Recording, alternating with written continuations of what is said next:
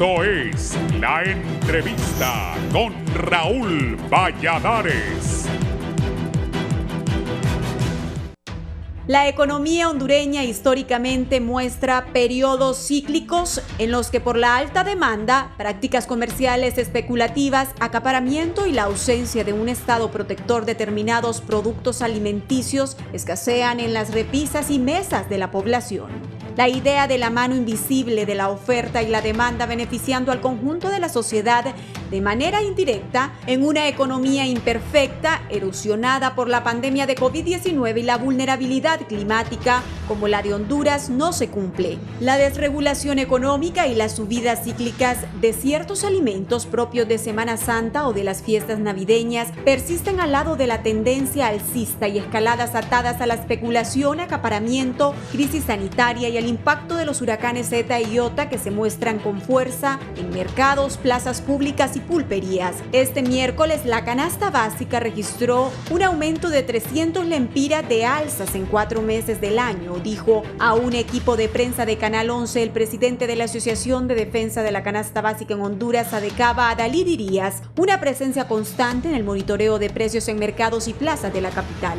Para el caso, en la Feria del Artesano y el Agricultor de Tegucigalpa, la libra de carne de pollo y la medida de frijoles escalaron 2 lempiras y de 5 a 10 lempiras en los mercados de Comayagüela, donde la medida se cotizó a entre 64 y 70 lempiras. Otros productos como la libra de aceite pesado pasó de 16 a 20 lempiras y lo mismo la libra de carne de res de 8 a 10 lempiras, entre otros productos de consumo básico, señaló Irías. En diciembre del año pasado, y pese a que el gobierno hizo serias advertencias e incluso sancionó un decreto de congelamiento de precios de productos de la canasta básica, la especulación no dio tregua con una escalada más en precios de unos 26 productos de primera necesidad. El gobierno, en boca de la designada presidencial y titular de la Secretaría de Desarrollo Económico, María Antonia Rivera, afirmó que no tolerará abuso de precios y anunció sanciones a los especuladores y acaparadores de productos de la canasta básica que se aprovechan de la crisis sanitaria y climática, pero poco o nada sucedió.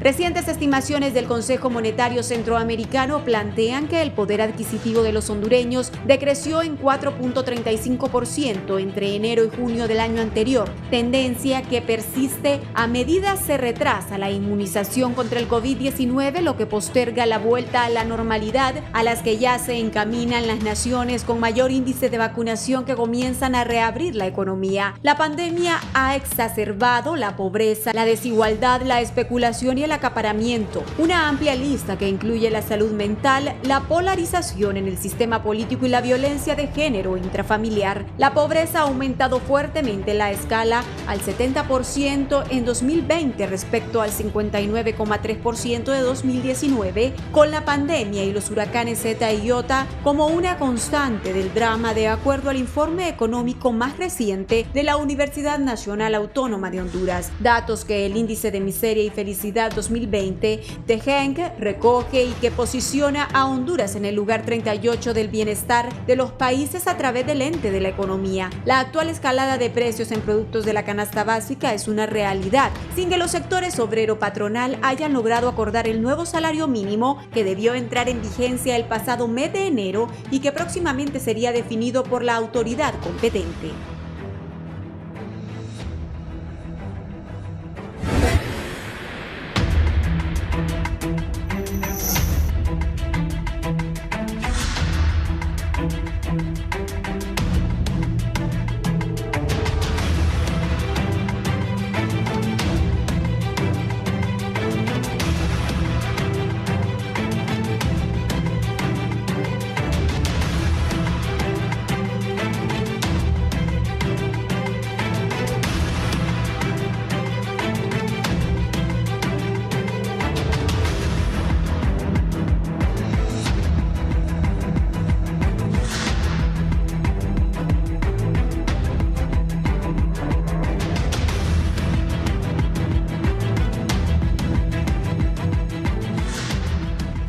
Buenos días, gracias por estar con nosotros en la entrevista de Canal 11. Hoy vamos a abordar un tema sumamente delicado, pero también me voy a referir a nuevos 60 días que las autoridades han dicho que no hay clases presenciales, que nadie puede ir a clases.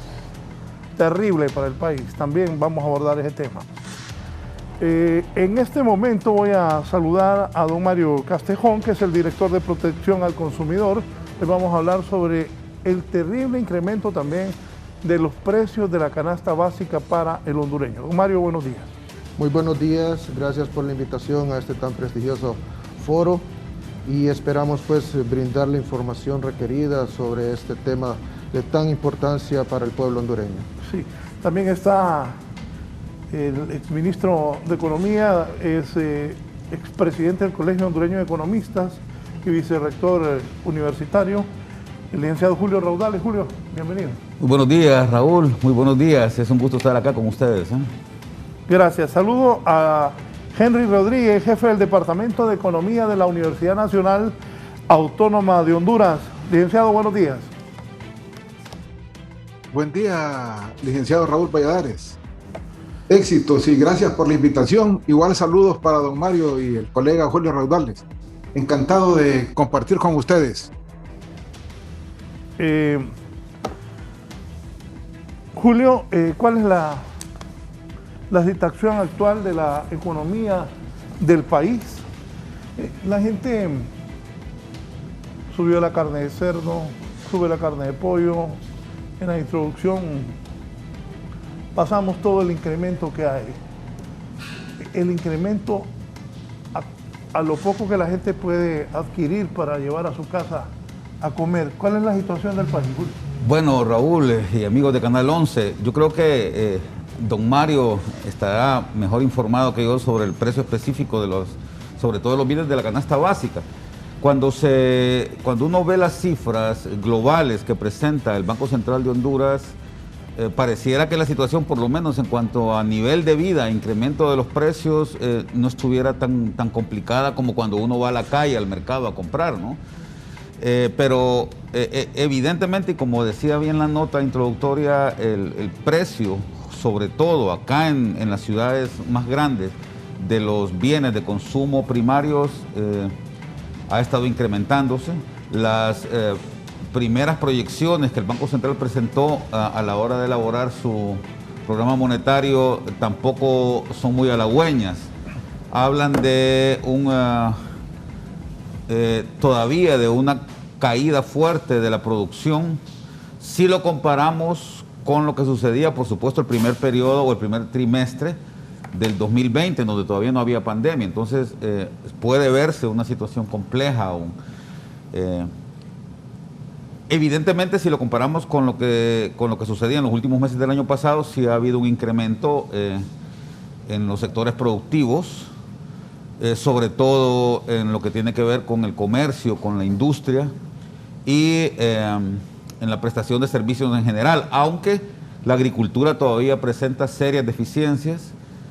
Y la situación en el Valle de Sula, que es la región más productiva del país, y en general en la cuenca del Caribe, se ve todavía complicada porque, Raúl, lamentablemente no se ha dado un proceso de reactivación económica después del paso de los huracanes en el mes de noviembre, y esto va a tener un impacto negativo el resto del año.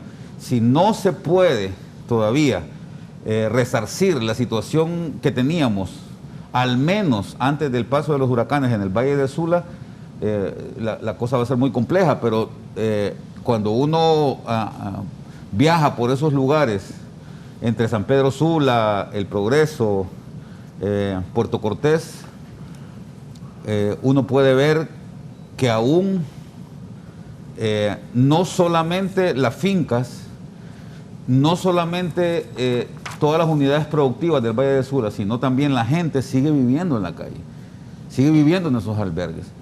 Y a diferencia de lo que pasó, por ejemplo, Raúl, don Mario, Henry, en 1999, después del paso del huracán Mitch, en donde ya para estas alturas, para el mes de mayo, prácticamente al menos los hogares habían sido reinstalados, si no en sus lugares originales de vivienda, pero por lo menos ya teníamos una situación de acomodación de las personas.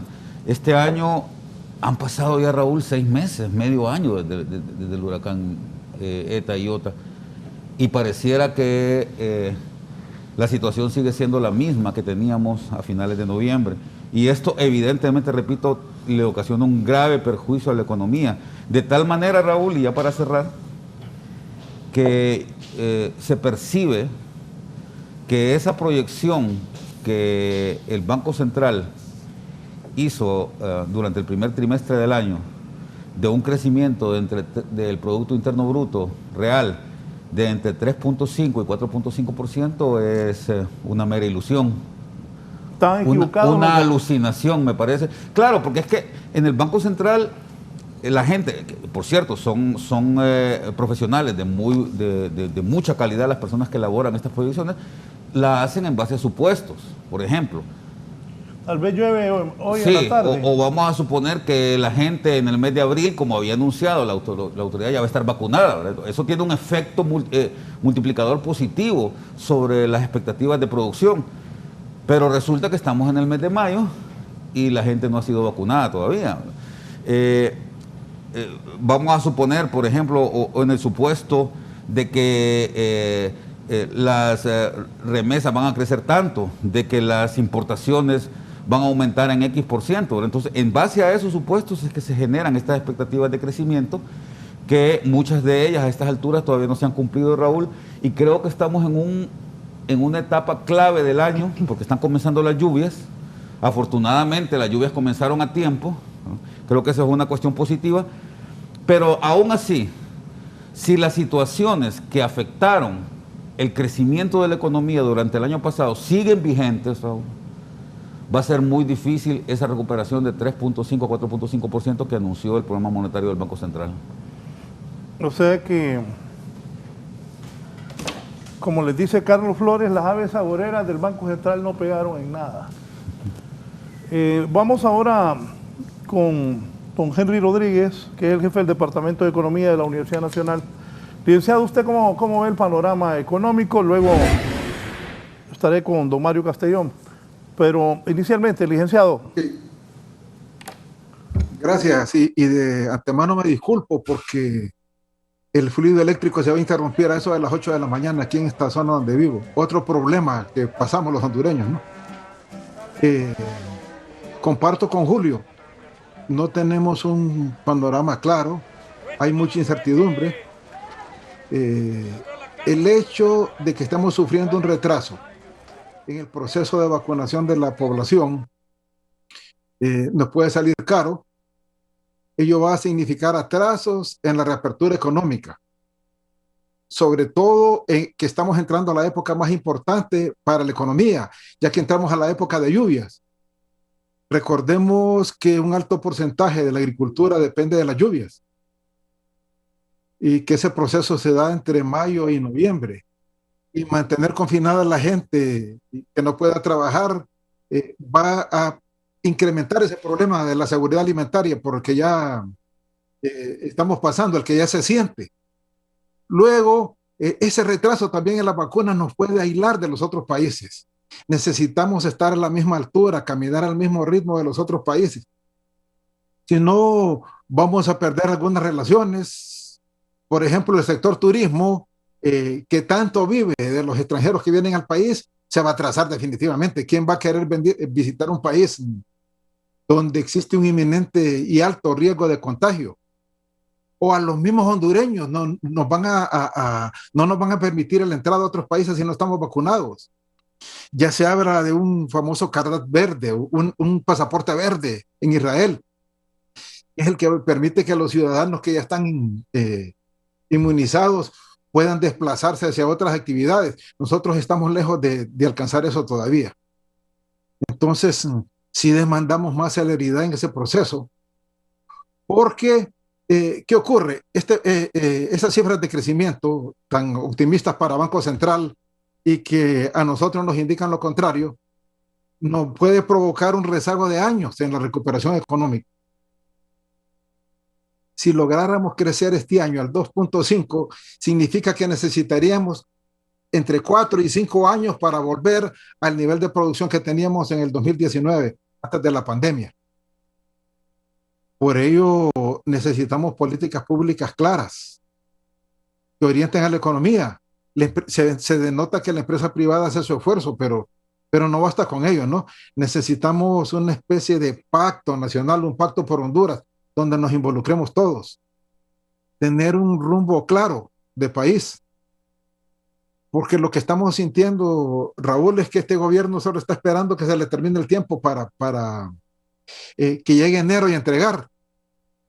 También eso es peligroso, porque si el clima de negocio, si la situación económica se sigue deteriorando, el nuevo gobierno se puede ver motivado a tener que hacer reajustes estructurales.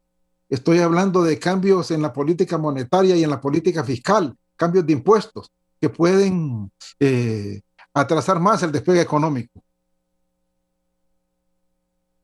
¿Usted está de acuerdo, igual que don Julio, de que se han equivocado terriblemente la gente del Banco Central? Porque lo que usted está diciendo, más lo que yo decía de la educación, aparte que los triajes están llenos, no hay pruebas y vacunas han venido poquitas, esa es la realidad.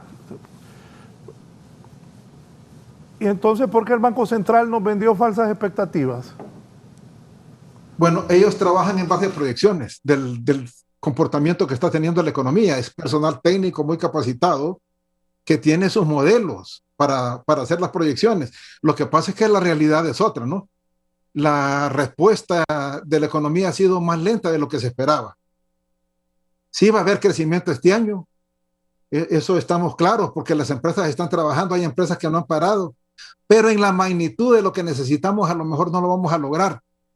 Ya estamos en el 5º mes del año, ya transcurrió la mitad de este año y realmente no se ve un cambio sustancial en la dinámica económica. Bueno, mire, yo no soy economista ni mucho menos, ni me acerco a eso, pero más o menos aprendí a sumar y restar.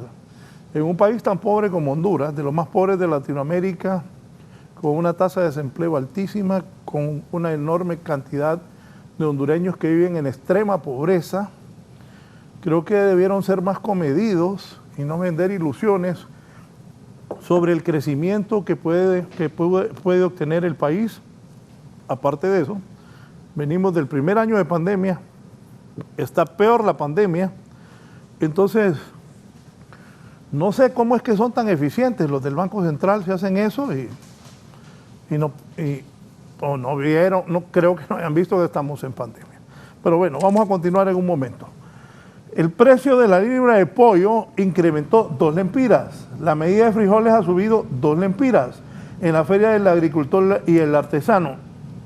Y de 5 a 10 en los mercados de Comayagüela, cotizándose entre los 64 a 70 lempiras.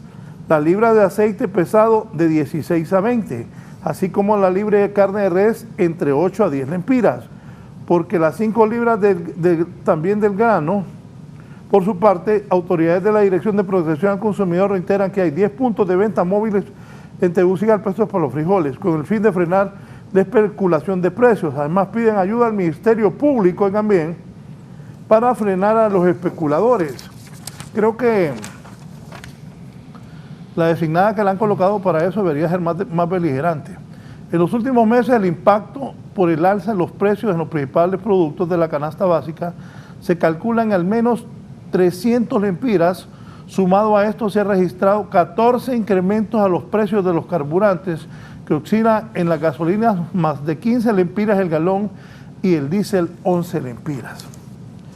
Don Mario, ¿cómo estamos? La población ya no aguanta. Ser ministro de Economía o viceministro de Economía, aquí está Julio, que bien lo sabe, no es fácil y peor en un país tan pobre como Honduras. ¿Qué está haciendo Economía? Bueno, buen día de nuevo.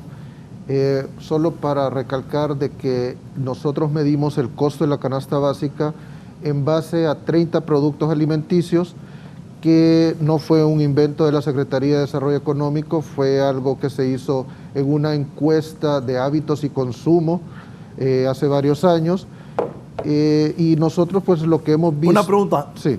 ¿Hace cuántos años fue esa encuesta y quién la hizo? Eso fue conjunto con el Banco Central, el INE y otras instituciones ya en 1999. Eso, En el 99 fue la encuesta. así es. Pero si hoy estamos en el 2021. Se está trabajando en una nueva encuesta, lástima de que se tuvo que interrumpir por la pandemia. Sin embargo, esta medición... Corríjame, hace 22 años fue la encuesta. Sí, así es. No puede ser. Mira, yo quisiera intervenir en esto, porque a mí me ha tocado trabajar bastante en estos temas. Sí, en efecto, Hace 22 años la encuesta de consumo. esta encuesta se llama Encuesta de Ingresos y Gastos, ENIG. Si tú te acuerdas, el año pasado el Banco Central estuvo promoviendo bastante que se está levantando la encuesta. Fíjate qué interesante el caso de Honduras. Esta es una encuesta bastante cara, también hay que decirlo. Cuesta una buena cantidad de millones de dólares hacerla. Por eso no se puede hacer tan seguido. Y la idea de esta encuesta es tratar de medir cuáles son los hábitos de consumo de un país o de una sociedad en un determinado momento, para ir pulsando más o menos cómo estos hábitos de consumo se van a reflejar en el costo de vida de la gente. Fíjate qué mala suerte, Raúl, que la encuesta de ingresos y gastos se empezó a levantar en el año 98. Y justamente ahí pasa el huracán Mitch. Siempre se dice que la encuesta debe de levantarse en un momento en que las condiciones del país sean más o menos normales, ¿verdad? Que no vaya a haber grandes problemas, y justamente se levanta en el año en el que en noviembre pasa el huracán Mitch. Tuvo que suspenderse la encuesta en aquel año y retomarla en el 99. Entonces los datos se empezaron a presentar hasta el año 2000. Yo recuerdo que estando yo en el gobierno, Raúl, hicimos un gran esfuerzo y grandes llamados a las autoridades superiores para que la encuesta se levantara más o menos en el 2005 y 2006, ¿verdad? Pero nunca hubo un acuerdo para hacerlo. Después se pidió que se levantara recuerdo que incluso yo estuve gestionando unos recursos con la cooperación canadiense para que se levantara ya por el año 2010, 2011, y tampoco se quiso levantar. Lo deseable, Raúl, es que estas encuestas se levanten más o menos cada 5 años, eso sería lo ideal. Y si no, pues por lo menos cada 10 años, pero como... Siendo benevolentes cada 10 años, vaya, sí, carísimo. Porque imagínate, solo te digo una cosa. En el año 99, cuando se levantó la última encuesta de ingresos y gastos, las llamadas telefónicas, por ejemplo, no eran un producto de consumo básico de los hondureños, ¿verdad? En aquel tiempo solo era muy poca gente la que tenía un teléfono celular. Ahora, pues los hábitos de consumo de la gente aquí en Honduras han cambiado muchísimo en 20 años. Y solo una pequeña corrección. Está bien que la explicación, pero 22 años a la última encuesta. Sí. No, es demasiado, es demasiado. Como te digo, ya, y esto es lo que sirve para medir la inflación, ¿verdad? Y realmente hay que reconocer que la inflación tal y como la estamos midiendo con una encuesta, digamos, que se levantó hace tantos años, ya no refleja exactamente cuál es la variabilidad de los precios en una canasta, que en realidad lo que tienen son 282 productos, y de los cuales 30 son de la canasta alimentaria, ¿sí? 33 creo que son. Pero creo que es muy importante y hay que comenzar por ahí haciendo presión para que esta encuesta sea terminada y podamos ya tener una mejor medición del impacto de los precios en el país, ¿no? Bueno, vamos a otro gobierno, del partido que sea. La encuesta de consumo de los hondureños, bueno, como dice don Julio, la gente no tenía tantos celulares en aquel tiempo, pero no solo los celulares. No, solo para poner un ejemplo. Por eso, el precio de los combustibles, la carne, 22 años. Bueno, ya una persona que nació en aquel tiempo y es un adulto. Y aquí en Honduras no han hecho una encuesta. Don Mario, por favor, con los datos. Sí, solo para recalcar algo de que de esta plantilla de los 30 productos de canasta básica alimentaria, esto lo trabajamos también o reanudamos esta labor en el año 2016-2017 con el Instituto de Nutrición de Centroamérica y Panamá, INCAP, donde participaron asociaciones de consumidores, universidades, el INCAP, por supuesto, la FAO y otros institutos, instituciones que concordaron con esta plantilla, que es la que hemos seguido trabajando, donde sustituimos algunos de los productos. Sin embargo, pues hemos visto en base a esta plantilla en este año que se ha mantenido relativamente estable el costo de la canasta básica de estos 30 productos. Con el tema de especulaciones que se dan en algunos de los productos, usted mencionaba el frijol. Recordemos de que muchas veces se va a los mercados y cotizan el frijol rosado. El frijol rojo es el del consumo popular, el del consumo mayoritario, el cual se ha mantenido en los 60 lempiras la medida, o sea, 12 lempiras la libra. ¿Qué es lo que pasa? De que este es algo cíclico. Siempre en estas épocas del año, cuando ya viene la nueva cosecha, tratan los especuladores o los intermediarios de aprovecharse del bolsillo del consumidor. Es por eso que nosotros hemos invitado a asociaciones de consumidores, hemos invitado a los diferentes presidentes de mercados y ferias a hacer uso de la reserva estratégica que tiene Lima, y es por eso de que hemos sacado o puesto estos centros de venta o lempiritas móviles con el apoyo de Banasupro y de Lima. Esto siempre, me acuerdo que ahorita a mediados de enero se comenzó con esta especulación del frijol, sacamos estos puntos, paró la especulación, aquellos que habían subido 2 lempiras, lo volvieron a bajar estos 2 lempiras porque sabían de que era pura especulación, pura intermediación. Don Mario, pero hábleme del país en sí, no solo de los mercados de Tegucigalpa y Comayagüela, porque ¿cómo estamos en el país? En Honduras totalmente. ¿Cuál es la situación de la gente para comprar la comida, el costo de los combustibles, el teléfono? Ahora se ocupa el teléfono para que los niños reciban clases. ¿Cuál es la situación que tenemos? Bueno, nosotros como desarrollo económico, nosotros lo que medimos es el costo de canasta básica. Ya lo que es el tema de combustible ya es para otra institución. Lo de las escuelas también, pues eso ya es para el del Ministerio de Educación. Sin embargo, nosotros siempre estamos atentos a cualquier denuncia o cualquier variación que se dé y ayudamos en lo que esté a nuestro alcance al consumidor o a la población. Sí, Julio, y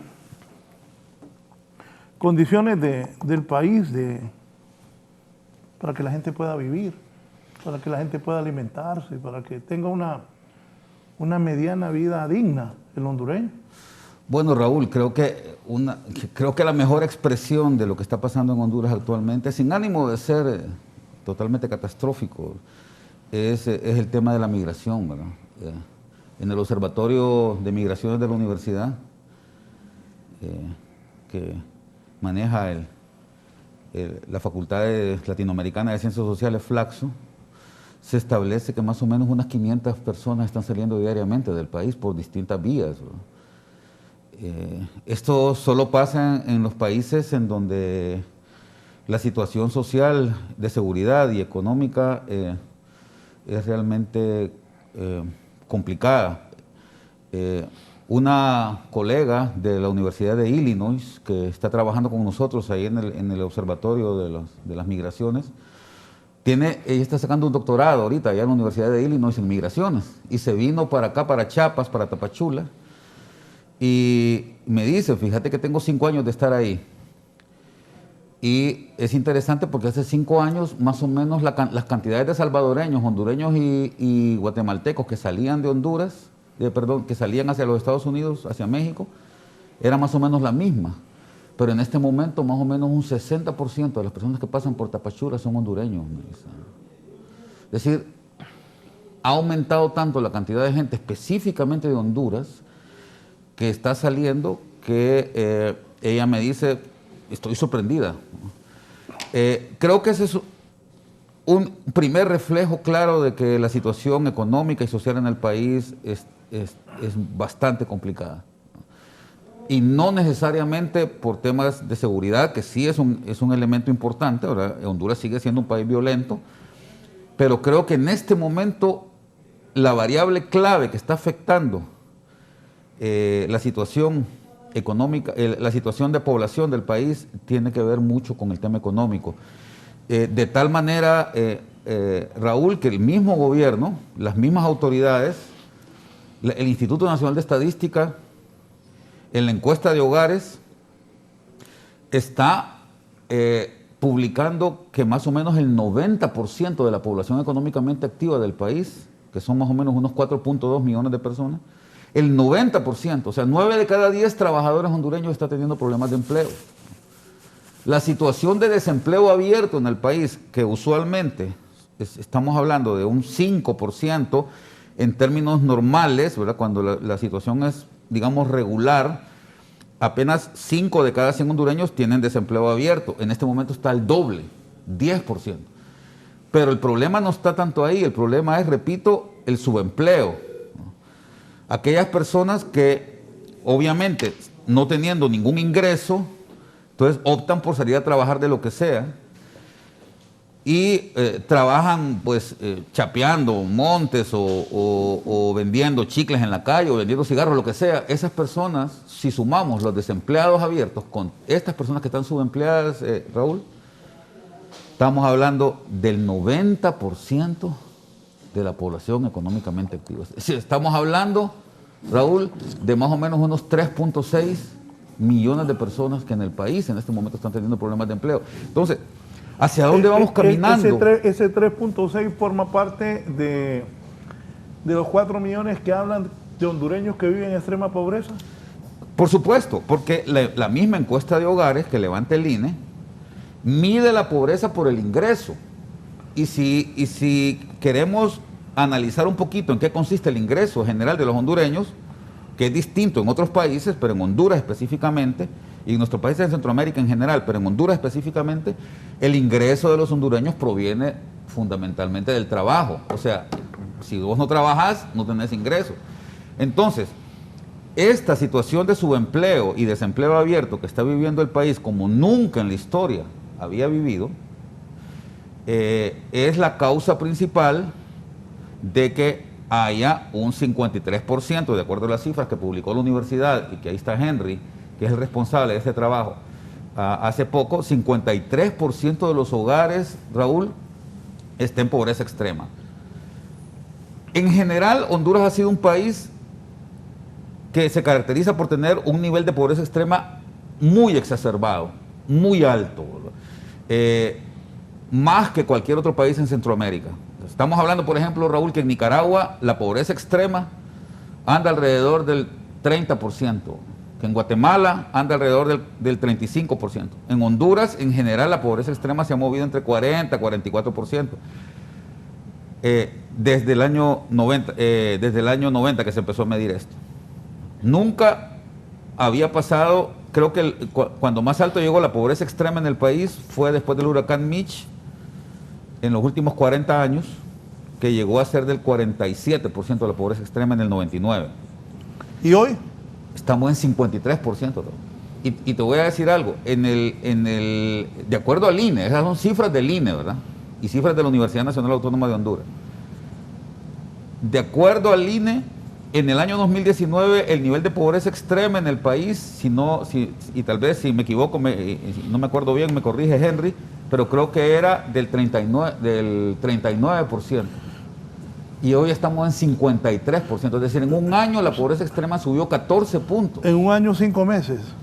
Y la pobreza total, que en el año 2019 era del 59%, de acuerdo a la Universidad Nacional Autónoma de Honduras, y sin considerar la publicación del INE, que todavía no ha salido, ¿verdad?, de la encuesta de hogares, pasó de 59% a 70%, es decir, subió 11 puntos en un año. Eso, Raúl, no había pasado nunca en el país, nunca. ni siquiera cuando el huracán Mitch. Así es que creo que la situación es realmente alarmante y creo que es importante que como hondureño, y como bien decía mi colega Henry, que por cierto también es mi jefe, él es el jefe del Departamento de Economía y yo soy de ese departamento, decía Henry que es necesario que tomemos alguna medida desde ya, preparándonos para lo que va a ser el próximo ciclo, porque si no, lo único que yo le auguro al nuevo gobierno, Raúl, perdóname que te lo diga, pero yo sé que estas cosas es importante irlo diciendo, lo que le augura al nuevo gobierno es un trancazo, pero de eso histórico. O sea, yo ayer decía que todas las personas que andan queriendo ser presidentes, primero deben tener una gran capacidad, una gran visión de toda esta tragedia que estamos viviendo, aparte de la pandemia, aparte de que estamos en el 53% de pobreza, como dice... Pobreza extrema. De pobreza extrema, el licenciado Julio. Aparte de que no hay trabajo, que los hondureños se van en caravanas. A mí no se me quita de la mente una noche que transmití una caravana que salió a San Pedro Sula, que iban 3.000 personas con niños en brazos. Esa es la realidad de Honduras para los que quieren irse a sentar a la silla que está Juan Orlando Hernández. Ojalá que los equipos de trabajo de Yanni Rosenthal, de Xiomara Castro, de Salvador Narrala, de Narre Afura, de una señora que nombraron ahí en la democracia y una facción del Partido Nacional de Pepe, el mismo Edras, todos los que quieren ser presidentes, me imagino yo que ellos ya están haciendo averiguaciones para en noviembre, cuando ganen las elecciones, inmediatamente hacer la primera compra y tener el 27 de enero, la toma de posesión, unos 4 millones de vacunas para vacunar a la población. Pero yo nunca he escuchado ni hablar de la pobreza extrema, ni de la vacunación, ni cómo se va a hacer con el trabajo. No hay educación tampoco. Ayer, 60 días más que no hay clases presenciales. Esa es la realidad para los que quieren ser presidentes. Pues ojalá que uno de ellos, Dios lo ilumine y tenga el talento, la capacidad, los contactos para sacar adelante este país, porque para comprar vacunas hay que tener contactos y ser pilas y rodearse de gente súper inteligente, porque somos un país bien pobre, o para que nos regalen, pues vivir de regalado como hemos sido siempre. Bien, ¿qué me dice de lo que está manifestando el licenciado Henry Rodríguez, don Julio, y luego don Mario? Pues a don Mario quiere preguntarle, que la gente está desesperada. Ayer me escribían, porque hablé que los iba a tener a ustedes hoy, de que el precio de la comida es altísimo y la situación económica es dramática. Don Henry.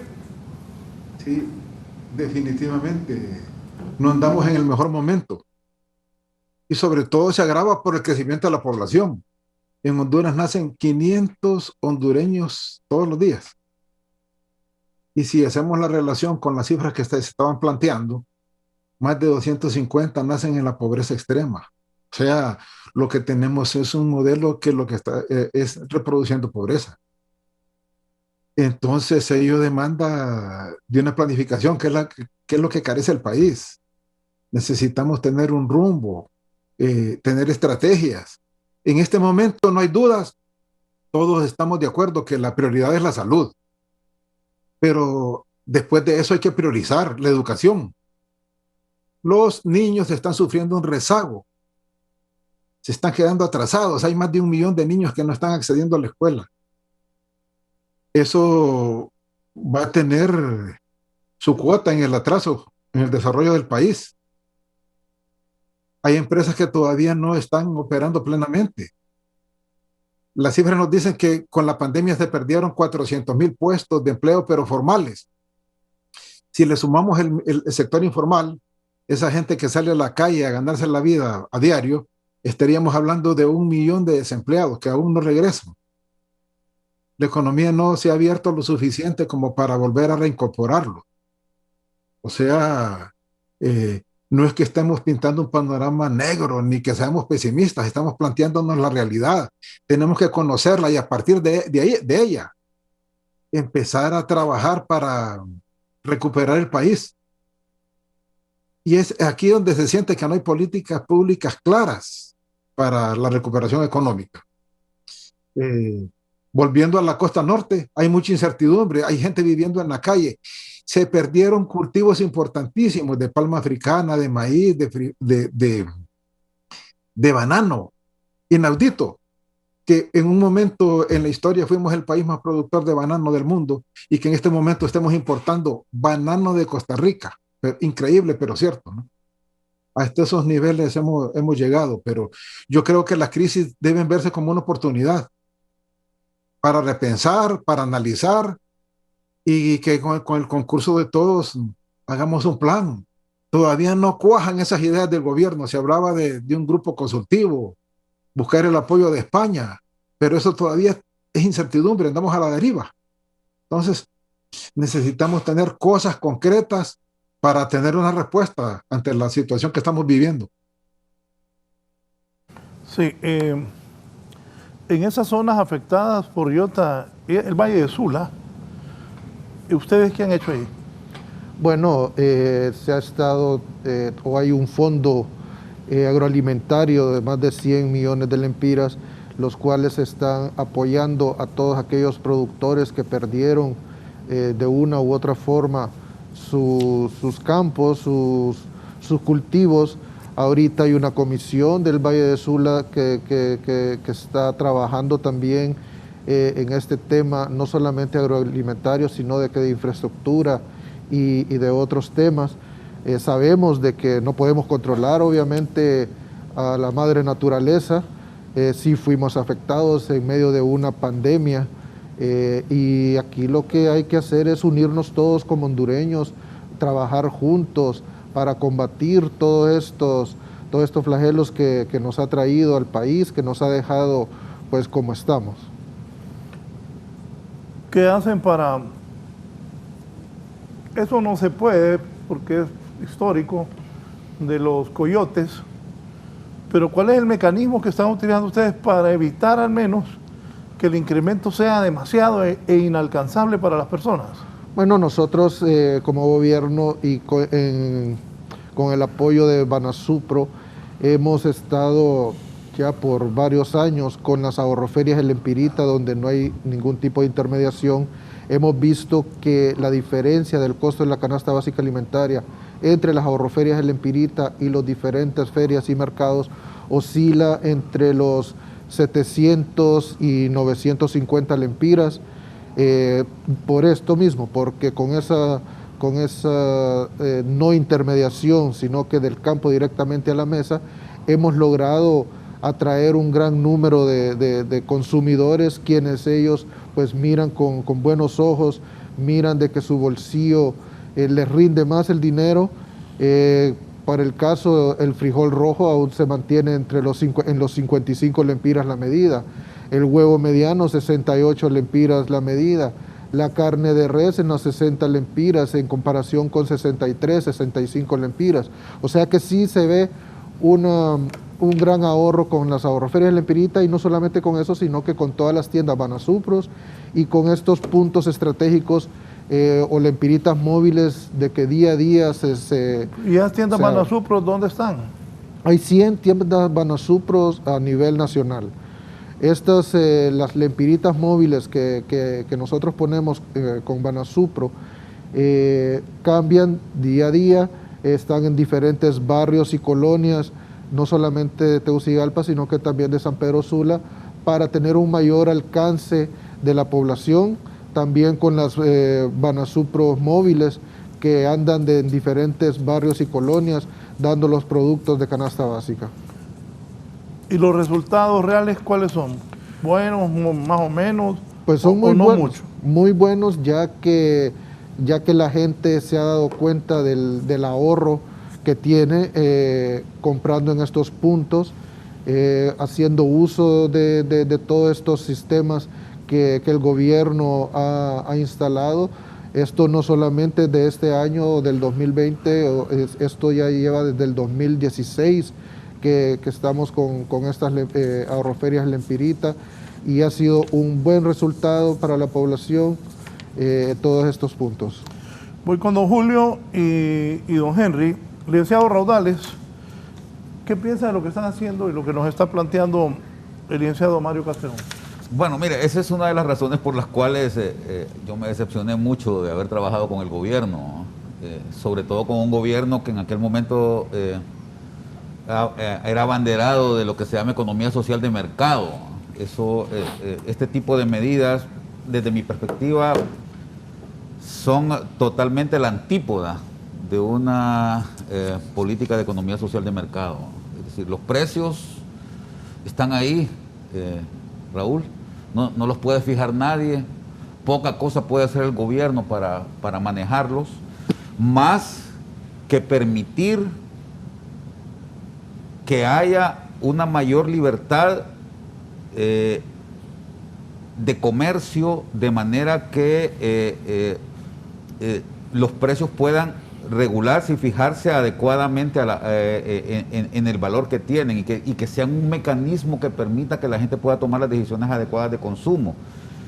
Lamentablemente, el problema, y no quiero decir que, no quiero desvalorar totalmente lo que se ha estado haciendo en ese sentido. Repito, desde mi perspectiva, y lo hemos hablado incluso con algunas colegas, como Malena Mondragón, por ejemplo, y otras personas, en el sentido de que no son precisamente estas las medidas más adecuadas para tener un control adecuado de los precios.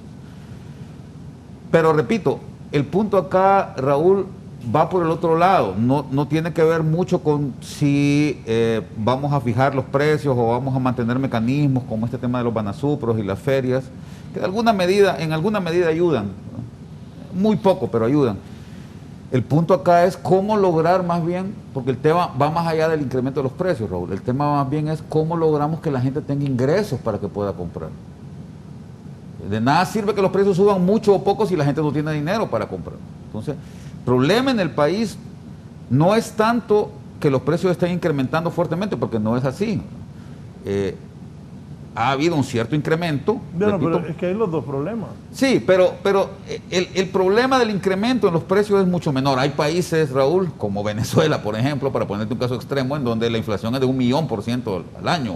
Es decir, lo que en el 1 de enero costaba un bolívar, el 31 de diciembre cuesta 1.000.000 de bolívares, ¿verdad? O sea, inflaciones de ese tipo, o inflaciones como la que teníamos hace 40 años, ya no las estamos teniendo ahora. Hace 30 años, por ejemplo, en tiempos del doctor Reina, me acuerdo, en tiempos de Callejas también, la inflación era de más o menos un 40% anual. En este momento la inflación anda más o menos un 4 o 5% anual. Es decir, no es que no hay incremento de precios, y especialmente en el tema de los alimentos sí hay un aumento, pero la percepción de malestar, Raúl, que se observa en el país no es tanto por el incremento en sí de los precios, sino por el hecho de que la gente no tiene dinero para comprar. Entonces, a ver, es cierto, una libra de frijoles, digamos, costaba X cantidad de dinero en el mes de septiembre del año pasado, y subió, por ejemplo, 3 lempiras o 4 lempiras para diciembre. Okay. Hay un aumento ahí, eso provoca algún malestar. Pero el problema mayor es que aunque no hubiese aumentado, la gente no tiene dinero para comprar. El gran problema en el país en este momento es la falta de medios de vida. ¿Cómo hago yo para llevar dinero a mi casa y poder comprar, aunque sea lo mínimo? Entonces, más allá del esfuerzo que el gobierno ha estado haciendo con el tema de la feria de Lempirita, con el tema de los banasupros, el problema es que la gente no tiene ingresos para comprar. Y mientras no solucionemos ese problema en el país, vamos a seguir sufriendo y vamos a seguir viviendo esta tragedia de la gente que se está yendo. ¿Y cómo podemos hacer para solventar esta situación, Raúl? Generando confianza. Hay una vinculación clara entre la certidumbre que puede tener la gente de que las cosas no se van a arruinar en el país y la forma en que la gente vive, el bienestar que puede tener la gente en el país. Y el problema en los últimos 10 o 12 años, Raúl, en el país, los problemas económicos en los últimos 10 o 12 años en el país se explican fundamentalmente por el asunto político. Un golpe de Estado en junio del 2009 que generó una incertidumbre política que nos sigue afectando todavía. Cuando en el 2012 se destituye a los magistrados de la Corte, que es algo similar a lo que hizo Bukele hace menos de una semana, eso también genera incertidumbre política.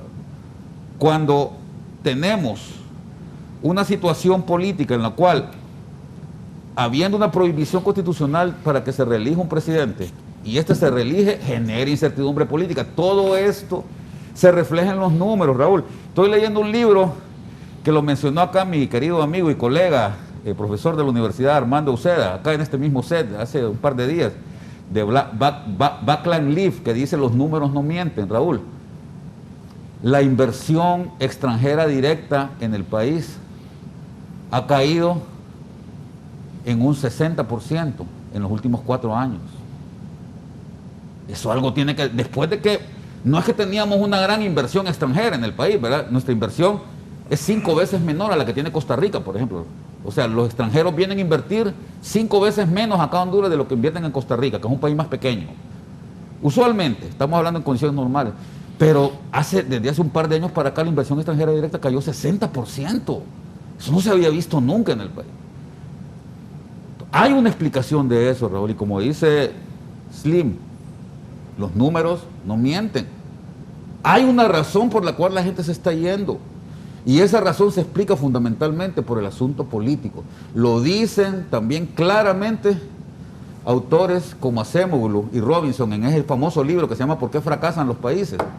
La política tiene mucho que ver en por qué fracasan los países. Así es que creo que el elemento fundamental en esto, Raúl, es generar estabilidad política para que la inversión pueda venir, para que se generen fuentes de empleo y salgamos de esta situación. Primero, licenciado Henry Rodríguez, ¿qué piensa de las acciones que está haciendo el gobierno para paliar un poco la difícil situación, la feria del Lemperita y todo esto? Y aparte lo que señala don Julio, no es fácil esto de protección al consumidor en este ministerio, y eso a lo largo de la historia, y Julio, que todavía ha estado ahí, lo sabe. Licenciado Rodríguez. Bueno, decir que el gobierno no ha hecho nada sería no reconocer. Sí ha hecho esfuerzos, ¿no? Lo que ocurre es que hay que ser estratégico con esas intervenciones al mercado, porque está regulando mucho los precios, a la larga sale más caro, ¿no? Pero sí, por ejemplo, yo estaba revisando las cifras de las reservas estratégicas de granos y parece que por eso no tenemos que preocuparnos. Y otro de los asuntos importantes que sí debería regular el gobierno son las fallas de mercado. Sobre todo, desarrollar una especie de mercados locales, donde el productor pueda llevar sus productos directamente al consumidor a través de algún tipo de organizaciones de economía social, de cooperativas. ¿Quién se lleva todo el negocio de la producción del agro? Son los intermediarios, esos famosos coyotes. Van, compran la producción al campesino y la vienen a vender al doble o al triple de precio. No sé cómo anda el precio de la papa en este momento, pero para poner un ejemplo, nos vamos a Intibucá, subimos allá donde cosechan la papa y ustedes van a ver que se consigue a 300 lempiras, por decir algo, el quintal. Y luego nos venimos 100 kilómetros a Tegucigalpa y ya tiene un precio de 1,000. Quien se lleva toda esa ganancia, todo ese el esfuerzo de los productores son los intermediarios, los coyotes, tienen controlados los mercados. Entonces, sobre eso hay que trabajar, hay que desarrollar mercados locales, mercados regionales, mejorar la comercialización de los productos. Y eso va a ayudar mucho, ¿no? Tanto al campesino, porque va a recibir mejores precios por los productos que ofrece, como el consumidor. Bueno, esa no es una tarea fácil. Sabemos que los grupos de poder están muy arraigados y enraizados en la economía hondureña y que defienden sus espacios, pero algo hay que ir haciendo por ellos, ¿no? Y luego, sí, ese índice de miseria que toca algunas variables como la tasa de interés, la inflación, el desempleo, son claros, ¿no? no avanzamos. Invertir en Honduras no es fácil. Uno, porque no hay motivación para que los empresarios estén reinvirtiendo sus ganancias, y luego no hay políticas claras para tener un atractivo de la inversión extranjera. La tasa de intermediación sigue siendo alta. Por eso tenemos esos resultados en ese índice. Luego se ha incrementado considerablemente el desempleo.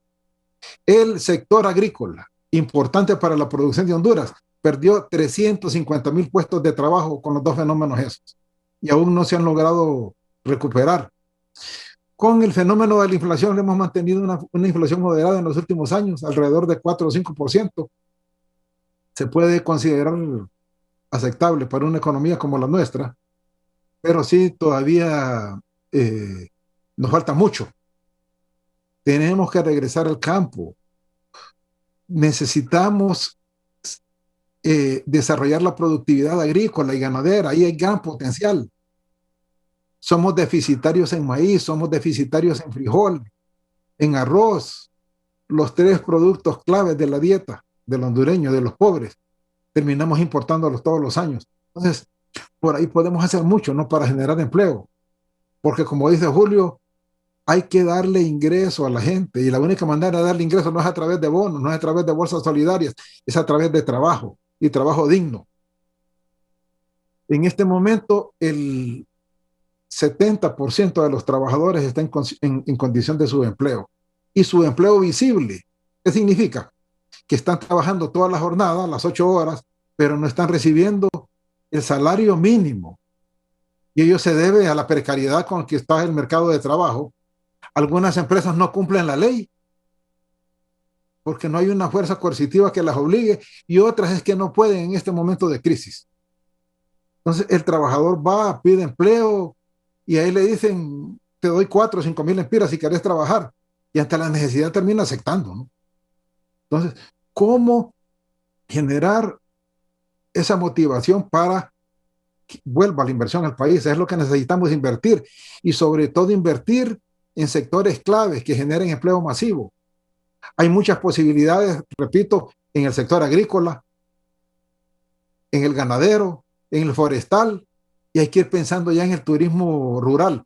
Lastimosamente el turismo rural está muy postrado, porque mientras no haya vacunas y la gente se desplace, ahí no se va a poder recuperar, pero posibilidades de de generar empleo en Honduras lo hay. Además, ese empleo hay que generarlo donde están las personas, hay que ir allá. Estamos viendo que la maquila ya se recuperó, pero seguimos teniendo una maquila eminentemente textil. Necesitamos desarrollar otro tipo de maquila, llevarla a otros lugares del territorio. La maquila hace una contribución importante a la generación de empleo. Creo que en este momento andan en unos 280,000 puestos, ya se recuperó, pero también hay posibilidades de incluir a...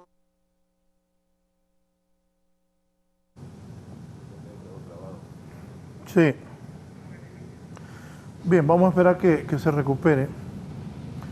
Entiendo yo que tienen una buena política en el Lima sobre esto de los frijoles, pero la medida de frijoles ha subido 2 lempiras en la Feria del Agricultor y Artesano, y de 5 a 10 en los mercados de Comayagüela, o sea, el Colón, San Isidro. No sé, le voy a preguntar aquí a don Mario Castejón cómo está en el resto del país. En los mercados cotizándose entre los 64 a 70 lempiras. ¿Cómo está esto del frijol? Si se habla de que Lima tiene buenas reservas. Bueno, como lo mencioné anteriormente, nosotros hemos invitado a todos los presidentes de mercados y ferias a hacer uso de esta reserva estratégica. Yo hablaba con algunos de los presidentes de las ferias, y específicamente en la feria del estadio, donde se le pidió que quisiera una solicitud de cuánto necesitaba la feria para abastecer a todos sus clientes o sus consumidores. Estamos esperando esa solicitud para hacerle llegar, pues, de de la estrategia de granos básicos. Recordemos igual, en las ferias nosotros tenemos, o Banasupro tiene sus puntos de venta, donde el precio del frijol rojo se ha mantenido en los 60 lempiras la medida, 12 lempiras la libra. Invitamos pues a los consumidores a hacer uso de las instalaciones o de los centros de venta de Lima y de todos estos puntos de venta que estratégicamente hacemos en conjunto día a día en diferentes barrios y colonias, de Tegucigalpa, San Pedro Sula. Tenemos ahorroferias en Lempirita los fines de semana, en Danlí, en San Pedro Sula, Tegucigalpa. Inauguramos una en Choloma hace un mes. Estamos inaugurando una nueva feria Lempirita en Gracias Lempiras este sábado, comenzando pues todos estos fines de semana para darle no solamente un ahorro al consumidor, sino que también empleo a aquellos productores aledaños a la zona. Continuamos con más de la entrevista con Raúl Valladares.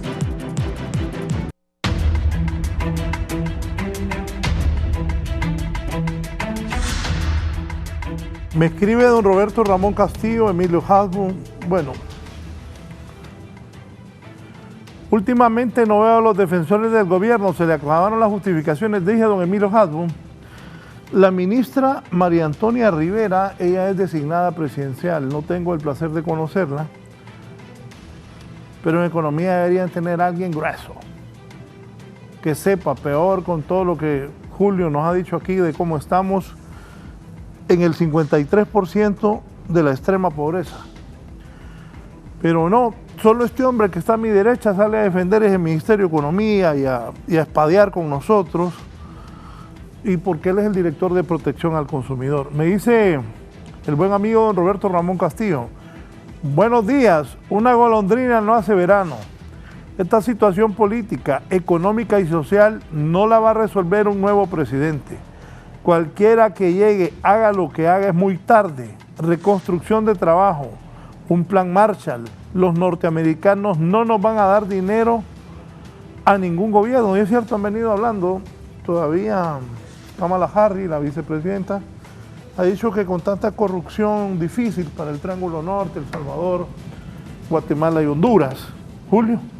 Mira, Raúl, el día de ayer el programa, el Sistema de Naciones Unidas, en conjunto con el Ministerio de Coordinación General de Gobierno, presentaron el plan de reconstrucción del país. Quiero recordar algo. Yo sé que las comparaciones pueden ser odiosas, dicen, ¿verdad? Pero realmente las comparaciones son útiles para hacer análisis, ¿verdad?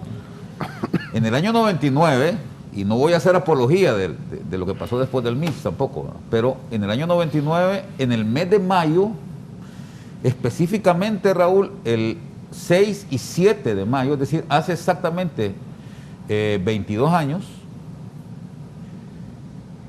a estas alturas el gobierno del ingeniero Flores ya estaba en Estocolmo, en un grupo consultivo en donde se juntó a prácticamente todos los cooperantes para presentarles a ellos el plan de reconstrucción.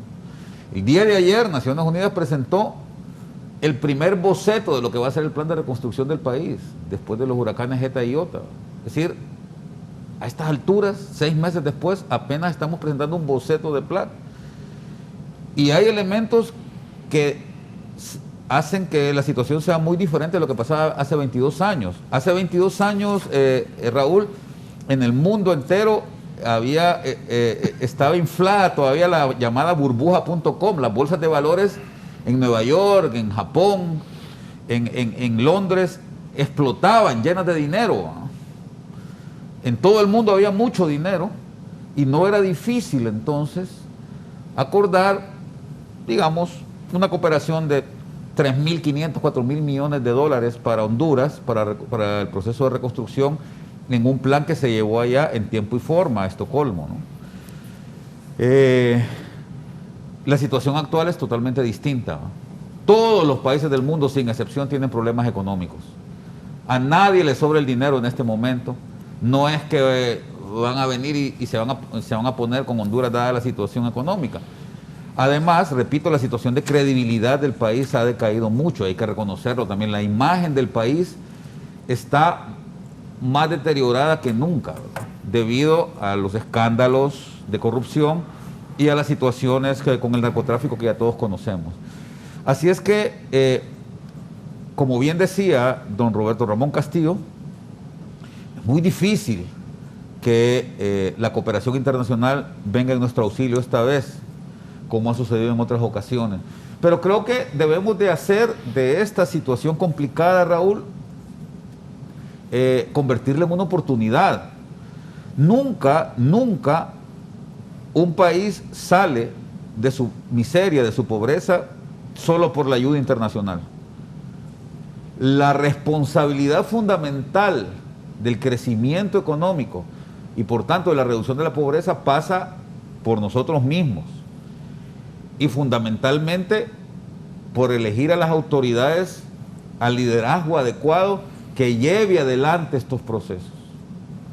Y ese creo que es el llamado que tenemos que hacer ahora, Raúl. Estamos solos, ya lo dijo la señora Kamala Harris, si bien es cierto, hay dinero de parte de los Estados Unidos para apoyar al Triángulo Norte y específicamente Honduras, mientras la situación del país no cambie en términos de su gobernanza, de su credibilidad, va a ser muy difícil que podamos salir adelante. Y repito, salir adelante pasa fundamentalmente por nuestras propias manos, por hacer las reformas necesarias en el país, de manera que se puedan generar los incentivos adecuados a la inversión, tanto extranjera como nacional. En este momento nadie quiere invertir en el país, nadie quiere poner plata en abrir nuevas empresas porque las condiciones no están dadas. Entonces, ese esfuerzo conjunto que tienen que hacer sector público, sector privado, academia, medios de comunicación en general, ONGs, para que salgamos adelante, tiene que provenir de un gran pacto nacional en el cual ya debemos ir pensando, Raúl, para que el otro año, repito, y lo digo hoy, 6 de mayo del 2021, no nos vayan a agarrar con un nuevo trancazo, porque yo te aseguro, Raúl, que sentándose el presidente nuevo, que esperamos que venga el 27 de enero del 2022,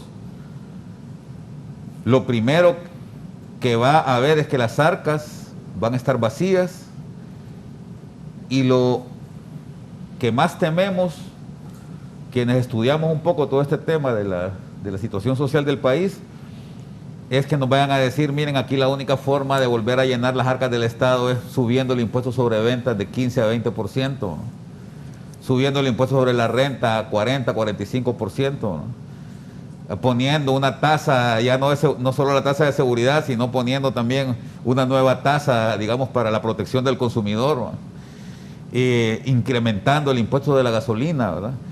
Este tipo de cosas es la que esperemos que no se den en el país, porque lo último que nos podría pasar a nosotros es un estallido como lo que está sucediendo ahora en Colombia. Hay que recordar, el presidente Duque tenía las arcas del Estado vacío allá en Colombia, porque había mucha deuda, y propuso una reforma tributaria más o menos similar a la que estoy hablando yo ahorita, y lo que sucedió es que la gente se fue a la calle, ¿verdad? Hay una violencia tremenda allá en aquel país. Tenemos que tratar de evitar que este tipo de estallidos se den, y esto se hace, Raúl. Dicen que en Colombia quieren cobrar hasta por enterrar a una persona. Sí, te quieren quitar la posibilidad de que le dejes dinero, un impuesto grande a las herencias, Raúl. Impuestos de todo tipo. Entonces, cuando los gobiernos está desesperado Duque, se ven limitados, lo primero que se les ocurre simplemente es subir impuestos, y sabemos que esto lo que hace es esquilmar las posibilidades de desarrollo de un país. Entonces tenemos que tratar de evitar llegar a situaciones de ese tipo, porque más allá de todo lo que estamos viviendo actualmente, lo último que nos podría pasar es tener una explosión de violencia en el país que nadie quiere. En los últimos meses, el impacto por el alza de precio en los principales productos de la canasta básica se calcula al menos en 300 lempiras. ¿Están correctas las cifras? No. En lo que es tema de canasta básica alimentaria, no hemos visto ese incremento, como lo dije al comienzo, hemos visto una estabilidad que oscila para decir algo, en diciembre del 2020 el promedio estaba en 6.700 lempiras, 6.770 lempiras. Al día de hoy, al mes de abril está en 6.773 lempiras. O sea que hemos visto 3 lempiras de incremento en estos 30 productos de canasta básica, y esto haciendo un promedio entre las ferias, mercados y supermercados. Sí, me dice, hola Raúl, le saluda Dalí Grías, presidente de ADECABACH. Interesante el tema con los invitados. El tema de los granos básicos pasa también por el asunto de los fertilizantes que se han ido en alza y de la reactivación de los cultivos, donde debe focalizarse a 500.000 pequeños y medianos productores que no son bancables y que perdieron cultivos con el paso de ETA y IOTA. ¿De eso, Julio? Totalmente de acuerdo con Adalid. Adalid ha sido una de las personas que más tiempo ha pasado tratando de ver cómo organiza a los consumidores. Y yo estoy de acuerdo con lo que dice mi colega, lo que decía mi colega Armando, Henry Armando, decía que no es que no se ha hecho el esfuerzo, el tema es que hay que ser estratégicos a la hora de tratar de generar los alicientes necesarios. Yo estoy de acuerdo también con que en realidad no se ha visto una explosión en el tema de los precios en el país. En general, los alimentos sobre todo son bastante estacionales, depende de la situación de las lluvias, depende del tema de las cosechas, ¿verdad? Como bien decía también Henry, se han dado, creo la reserva estratégica de granos básicos está bastante estable, y eso, digamos, es un punto que hay que anotarle al gobierno. Pero, repito, la situación no se solventa ahí nomás. El gran problema de los hondureños en general, Raúl, de todos los hondureños, con rarísimas excepciones, es que no generamos ingresos adecuados. Esa es la gran diferencia, ¿verdad? Un barbero acá en Honduras, Raúl, gana 15 veces menos de lo que ese mismo barbero, o sea que si se fuera para Miami y trabajara en una barbería allá, ganaría 15 veces más. Una trabajadora doméstica que aquí gana 5.000, 6.000 lempiras, en Estados Unidos gana, siendo indocumentada, gana 8, 10 dólares la hora. Es decir, se puede ganar hasta 60 dólares diarios, ¿verdad? Trabajando en distintas casas. Entonces, el problema está en que los hondureños somos o hemos sido incapaces hasta ahora de generar buenos ingresos, y eso se debe evidentemente a que la inversión en el país es tan magra, es tan poca, que entonces mucha gente está peleando por un puesto de trabajo, y eso hace que el valor de los puestos de trabajo sea muy bajo, ¿no? Y evidentemente eso, sumado a la poca preparación también que tenemos los hondureños, hay que recordar, Raúl. Eso te iba a decir. Y qué bueno para empezar. Sí, y qué bueno que lo dijiste, ¿verdad? Yo admiro a las personas que van por el valor que tienen, Sí. porque para empezar no saben inglés. Sí. Arriesgan la vida montándose en esa bestia, y Sí. algunos llegan y otros se mueren. Y ahora mandan a los niños solos, sin el papá, sin la mamá. Pues como Biden le dijo. Sí, porque Biden cometió el error estratégico en campaña de decir, ¿verdad?, que la gente que fuera con niños o que los niños no los iban a deportar, ¿verdad? Pero, mira, Raúl, qué bueno que al comienzo del programa hablaste del tema educativo, porque creo que es una de las tragedias que a futuro más nos va a afectar. Yo estuve en Nicaragua hace poquito, en Semana Santa, por un asunto familiar, y curiosamente, mi cuñada nos dijo, miren, aquí en Nicaragua las escuelas están abiertas, ¿no? Yo no sé cómo hacen los nicaragüenses, no me pregunté, ¿verdad? No estoy diciendo que hay que hacer lo que hacen ellos, ¿verdad?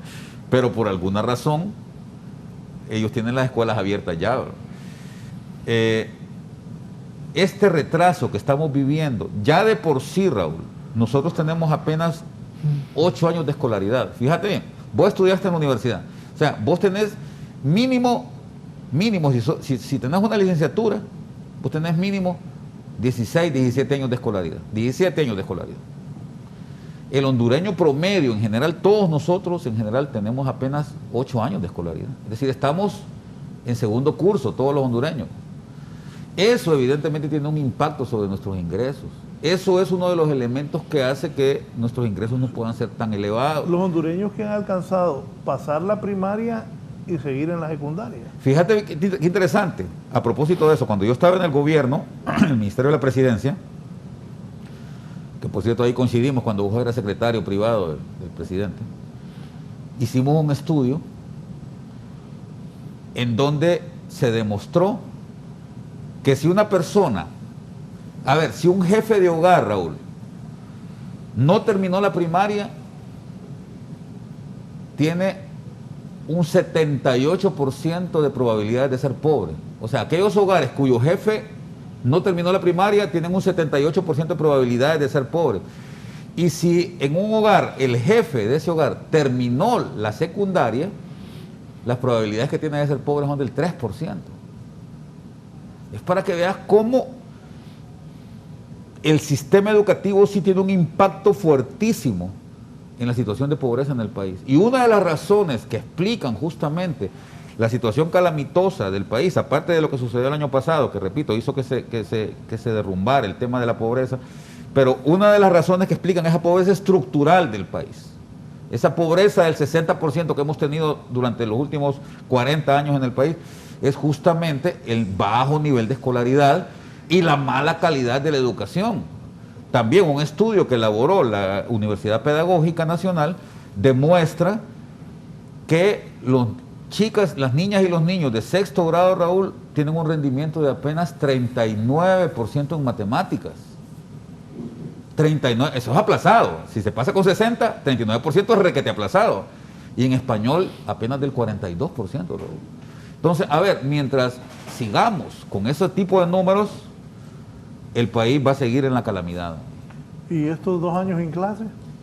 Esto, repito, es lo que va a perjudicar más gravemente la situación, porque además de esto, si ya comenzaron en los otros países vecinos la vacunación masiva y la inmunidad de rebaño, y si la perspectiva es que para finales de este año ya todo el mundo esté vacunado y nosotros continuamos en este retraso, Raúl, comparativamente vamos a seguir a la cola también. Es que el problema eso de la inmunidad de rebaño aquí no va a existir, porque vienen 120, para una inmunidad de rebaño se ocupa un par de millones de vacunas para fortalecer la gente. Voy a una pausa y luego le voy a preguntar a don Mario Castejón, ¿qué hacemos cuando en la pulpería le suben al pollo, bueno, en los mercados le suben a la carne? Se ha disparado los productos de la canasta básica. Yo sé que don Mario, como le dijo aquí extra cámara, y me voy a pasar de extra micrófono de zafado, le dijo don Julio Raudales a don Mario que es difícil el trabajo de él. Pero la ministra nunca aparece, María Antonia Rivera, es designada presidencial, pero tampoco nunca aparece. Continuamos con más de la entrevista con Raúl Valladares.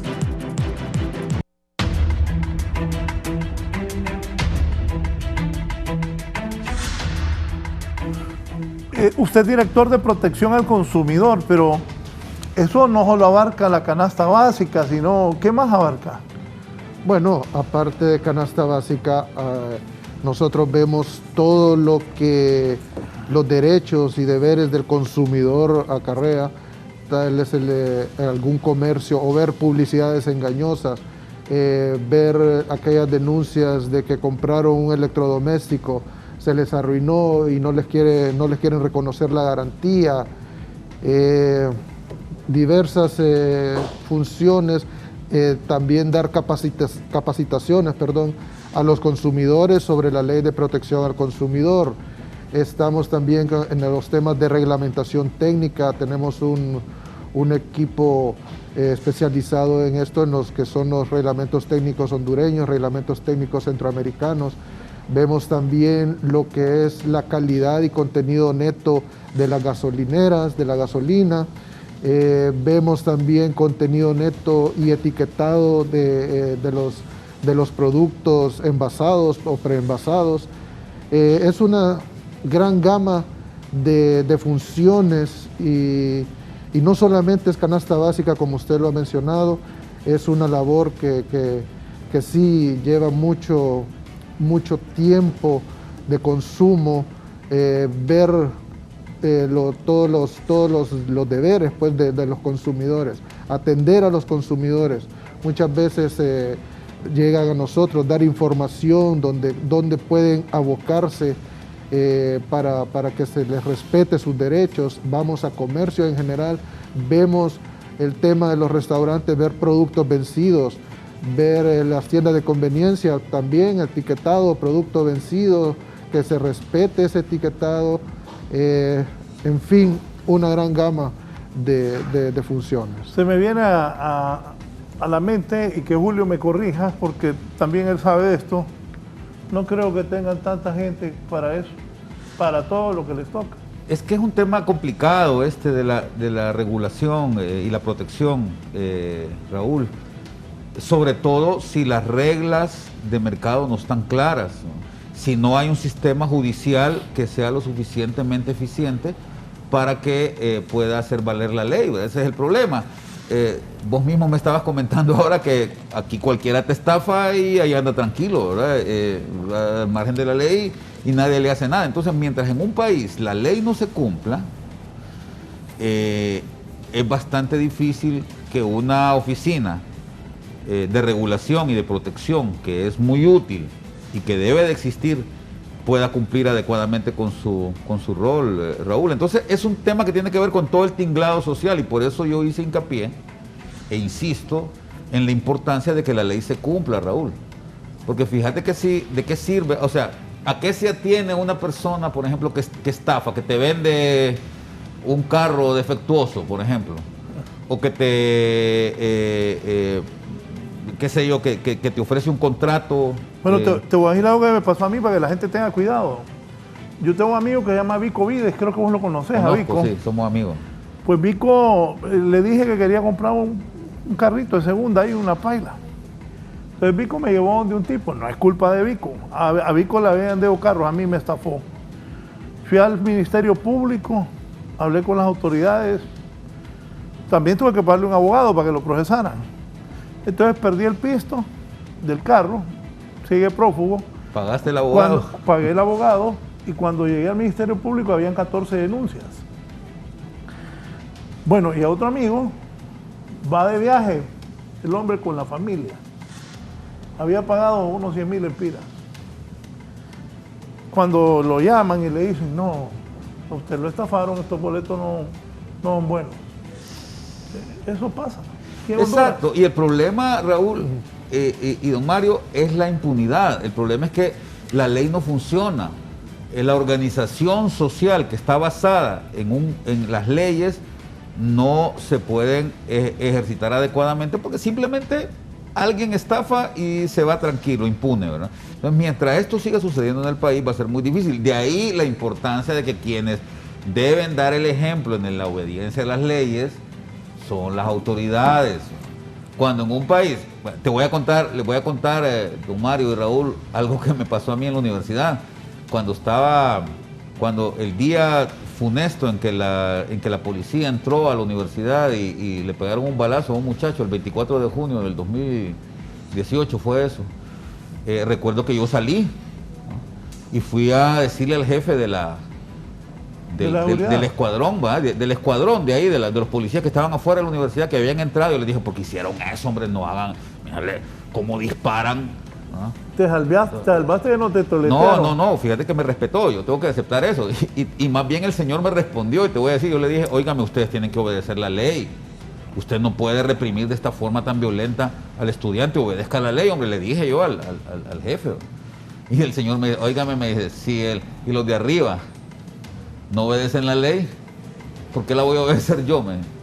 Imagínense, un país que funciona de esta manera, Raúl, no puede ser un país que esté bien, hombre. Entonces, ¿qué es lo que hace la gente? Y yo sostengo esta tesis, Raúl. ¿Qué es lo que hace la gente cuando se va a los Estados Unidos? Va a buscar la obediencia a la ley. Fíjate qué interesante. No, en Estados Unidos nadie se cruza. Y vos lo sabés. O sea, esa misma gente, Raúl. El hondureño cambia. Es correcto. Esa misma gente que hay en los Estados Unidos, cuando va, no se pasa el semáforo en rojo, porque sabe lo que le espera. Si se puede. no le va a decir una tontería a una mujer en la calle porque sabe lo que le espera. No va a botar la basura. Hace grandes filas en los supermercados, es correcto, en la farmacia. y trabaja ordenadamente. Esa misma gente cuando viene acá de vacaciones hace todo lo contrario. ¿Por qué? Porque acá hay un esquema que permite la impunidad, que te permite a vos, Raúl, mira, viniendo para acá, han puesto unos conos, no sé si te has fijado ahí por Loma Linda. Ah, sí, claro. Yo he visto gente que se brinca esos conos, hombre, en el carro para doblar hacia la izquierda. Y ahí está la policía, enfrente de la policía. Entonces, en un país en donde el ciudadano común y corriente goza de la impunidad de pasar su semáforo en rojo delante de un policía sin que le haga nada. No, aquí es... Es el mismo país en donde la Constitución de la República prohíbe la reelección y el presidente orondamente dice, no me importa, me voy a reelegir. Es el mismo país, Raúl, del cual habló el diputado Rodrigo Castillo, que dijo, a la Constitución de la República hay que violarla las veces que sea necesario. Un país que funciona así no puede ser un país con bienestar. Las célebres palabras de Rodrigo Castillo, amigo de mi padre y amigo mío, don Rodrigo, pero fue célebre. Y parece que el hombre tenía una visión a futuro muy buena. Es que, Raúl, ahí es donde comienza el asunto de construir un Estado que funcione, haciendo que las leyes funcionen y haciendo que todo el mundo, sea quien sea, haga que las leyes funcionen. Yo recuerdo que yo estaba pequeño, Raúl, y siempre lo digo esto, yo tenía 18, 19 años cuando las elecciones del 85, y voy a decir esto a propósito, porque ahorita andan varias personas que yo considero que son personas serias haciendo la misma propuesta. Cuando en abierta violación a la Constitución de la República se eligió a un presidente no por simple mayoría, por un arreglo político, porque había una crisis, porque simple y sencillamente el doctor Roberto José Córdoba se quería quedar en el poder 2 años más, lo propuso en el Congreso, no le salió, entonces armaron un molote ahí y se fueron por la opción B, que violaba la Constitución de la República. Entonces, ahí cuando vos comenzás por arreglos políticos, violando la ley, diciendo, así como dijo un querido colega que fue precandidato presidencial de uno de los partidos de acá, dijo, no hombre, lancémonos todos y el que saque más votos, que se le sumen los... Esa es una violación a la Constitución. Si no nos gusta cómo es la Constitución, cambiémosla, Raúl. Grabame eso porque, bueno, en eso sí anda en estos momentos. Es correcto. Y eso, repito, vamos a volver a caer en la violación a la Constitución de la República. Vamos a seguir en esta situación. Raúl, voy a repetir algo que dije hace poco, porque es importante que conste siempre. La economía está siempre sujeta a la gobernanza. La economía funciona bien cuando hay gobernanza, si no hay gobernanza no funciona bien, y la razón fundamental por la cual la inversión en el país ha declinado tanto es porque en este país la gobernanza se ha perdido totalmente. Reforzando lo que decís, y voy a contar algo que nunca he contado.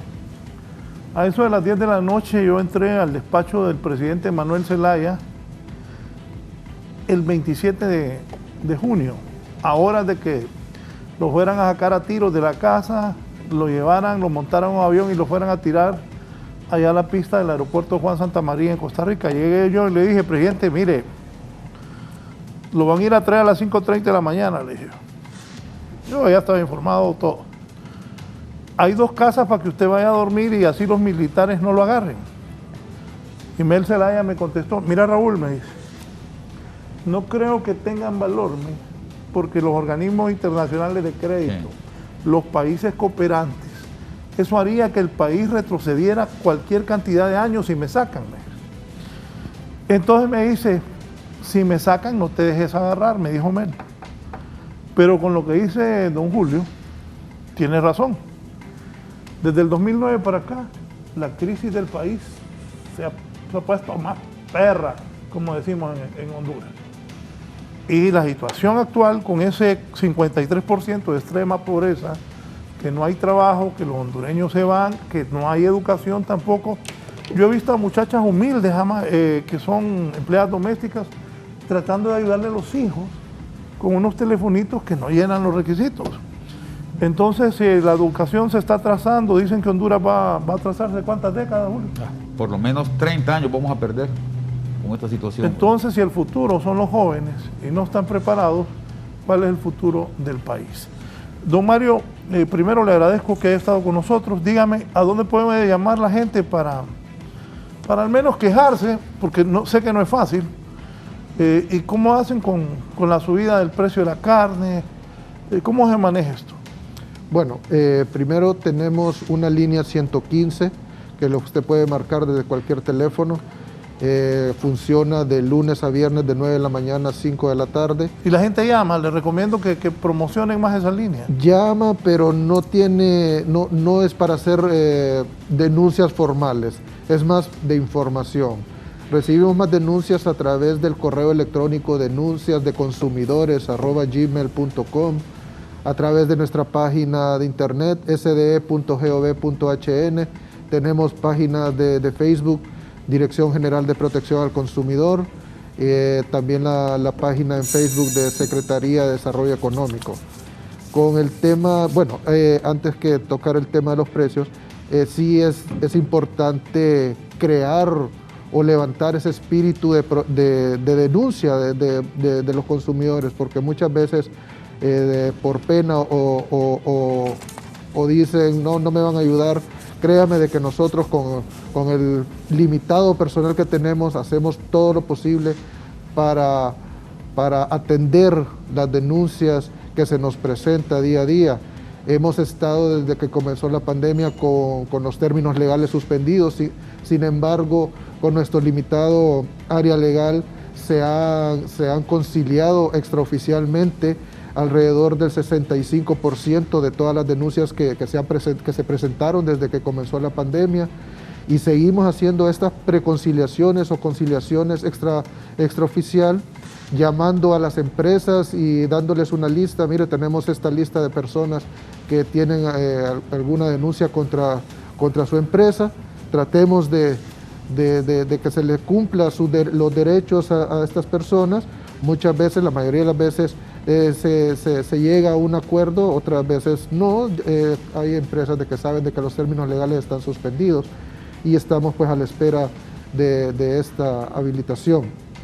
Con lo de los precios, nosotros no somos reguladores de precios. Sin embargo, por eso es que damos las opciones de estas ahorroferias Lempirita, por eso estamos aperturando o reaperturando estas ahorroferias Lempirita en diferentes ciudades del país, poniendo estos puntos de venta móviles que funcionan, digamos, el día de hoy. Están en la colonia San Ángel, en San José de la Vega, la 21 de febrero, colonia Las Palmas, colonia Las Brisas, la colonia San Francisco, colonia Vendec, colonia Policarpo Paz, en el Luarque y la colonia Iberia. Y así, y nosotros vamos publicando día a día todos estos puntos. También hacer uso de las tiendas Banasupro 100 a nivel nacional, hacer uso de las Banasupros móviles, los 2 megasupros que funcionan, uno en Tegucigalpa y otro en San Pedro Sula, que son un modelo como de supermercados. Gracias, don Mario Castejón, director de Protección al Consumidor. Julio, conclusiones, recomendaciones. Bueno, Raúl, creo que... Bueno, ante ese panorama del 53% de extrema pobreza de los hondureños, el éxodo de compatriotas hacia los Estados Unidos, a la mano de Dios, niños también, no hay educación, la vacunación no es masiva y no hay rebaño de vacunación. Qué bueno que están vacunando, Dios primero, vengan más vacunas. Porque tampoco les desearle el mal al gobierno, porque yo soy de tal partido político. Ojalá vinieran los 8 millones de vacunas para que los hondureños avancemos. Bueno, ya dijeron que no hay clases, 60 días más. Estoy totalmente de acuerdo. Bueno, vos, contigo, catedrático Raúl. universitario. Sí. Estoy totalmente de acuerdo contigo, Raúl. Aquí no se trata de de ver cómo hundimos a uno para subirnos nosotros, ¿verdad? Creo que ese es el primer error en el que caerían los políticos, ¿verdad? Hay que tratar de apoyarnos todos como hondureños, iniciar un proceso más bien de construcción, de reconstrucción del país en conjunto. Porque al final, Raúl, aquí no se trata, repito, de hacer una destrucción masiva para empezar a construir en el mes de enero del 2022. No va a funcionar así. Hay que tratar de evitar un estallido social que está en ciernes si no hacemos algo desde ahora. Así es que es importante que todas las fuerzas hondureñas, estudiantes, profesores, ONGs, cooperación internacional, empresa privada y gobierno, empecemos a trabajar para que esta situación pueda revertirse y que a partir de 2022 podamos de verdad iniciar un proceso de desarrollo en todo el sentido de la palabra por el bien del país. A partir del 2022. Creo que hay que empezar a trabajar desde ahora, Raúl. Las condiciones actuales son complicadas, pero hay que comenzar a preparar. Yo en el imaginario espero que los equipos de trabajo de todos esos que andan ahí detrás de ser presidentes estén trabajando ya, pensando en todo esto que estamos planteando. Pero, y repito, además pensando con visión del país, Raúl, porque el problema es que siento o percibo que en el ambiente político lo que hay es un afán de destruir totalmente lo que se está haciendo, ¿no? Y si destruimos al país, va a ser más difícil reconstruirlo cuando nos toque llegar, ¿verdad? Entonces, lo digo más bien pensando con una perspectiva más hondureña, ¿verdad? Más de país y no pensando con una perspectiva de partido político, ¿verdad? Dejar los odios a un lado. Destruir al país es lo peor que podemos hacer en este momento. Pensar que el daño que se le puede hacer a quien está gobernando ahora, que ya cometió sus errores, que ya tuvo sus aciertos, ¿verdad? Hay que tratar de construir en base a lo que nosotros pensamos que puede ser un país para heredarle a nuestros hijos en buena lida. Así es que yo pienso que lo importante es que hay que trabajar con ese sentido y avanzar por el bien de Honduras, Raúl. Gracias al licenciado Julio Raudales, al igual que al licenciado Mario Castejón por su participación esta mañana. Estuvo temprano el licenciado Henry Rodríguez, el jefe del Departamento de Economía de la Universidad Nacional Autónoma de Honduras, hablando sobre esto del costo de la vida y la situación de la pobreza en Honduras. Se fue la luz donde él vive, entonces por eso estuvo hasta las 8 de la mañana. Vamos a un rápido resumen informativo. Hoy comenzó la jornada de vacunación.